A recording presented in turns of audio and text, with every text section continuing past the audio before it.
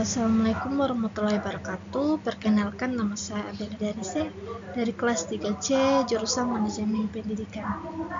Sini saya akan mempresentasikan materi dengan judul Administrasi Pembiayaan Pembangunan, mata kuliah Administrasi Pembangunan. Langsung saja kita masuk pada poin pertama, yakni konsep dasar administrasi pembiayaan pembangunan. Administrasi pembiayaan pembangunan adalah kajian tentang pengelolaan keuangan dan sumber daya yang digunakan untuk membiayai proyek-proyek pembangunan dalam rangka mencapai tujuan pembangunan ekonomi suatu negara. Ini mencakup perencanaan, pengadaan, pengelolaan, dan evaluasi penggunaan dana dan sumber daya lainnya untuk proyek-proyek pembangunan. Pertama, peran administrasi pembiayaan pembangunan dalam pembangunan ekonomi. Administrasi pembiayaan pembangunan ini juga memiliki peran dalam menciptakan lapangan kerja melalui pelaksanaan proyek-proyek pembangunan.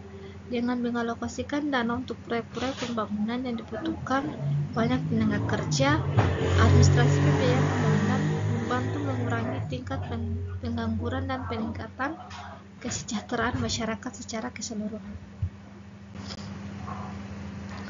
Prinsip-prinsip utama yang mengatur administrasi pembiayaan pembangunan.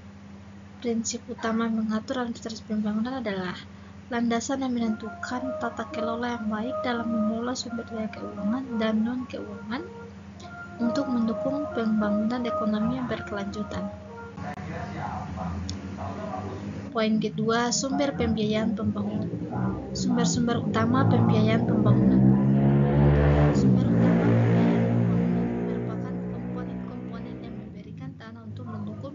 proyek pembangunan dalam rangka mencapai pertumbuhan ekonomi yang berkelanjutan. Perbandingan antara sumber pembiayaan domestik dan internasional.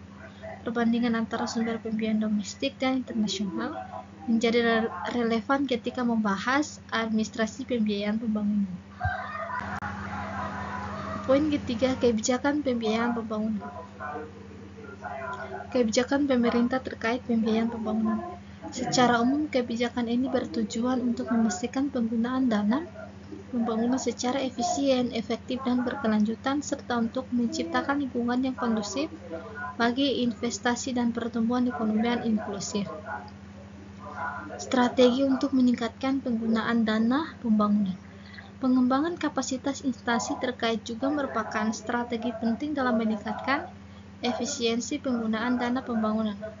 Melalui pelatihan dan pendidikan yang tepat, pegawai pemerintah yang terlibat dalam administrasi pembiayaan pembangunan dapat meningkatkan keterampilan dan pengetahuan mereka dalam keuangan dan proyek. Baik, sampai di situ saja presentasi dari saya. Lebih dan kurangnya saya mohon maaf. Wassalamualaikum warahmatullahi wabarakatuh.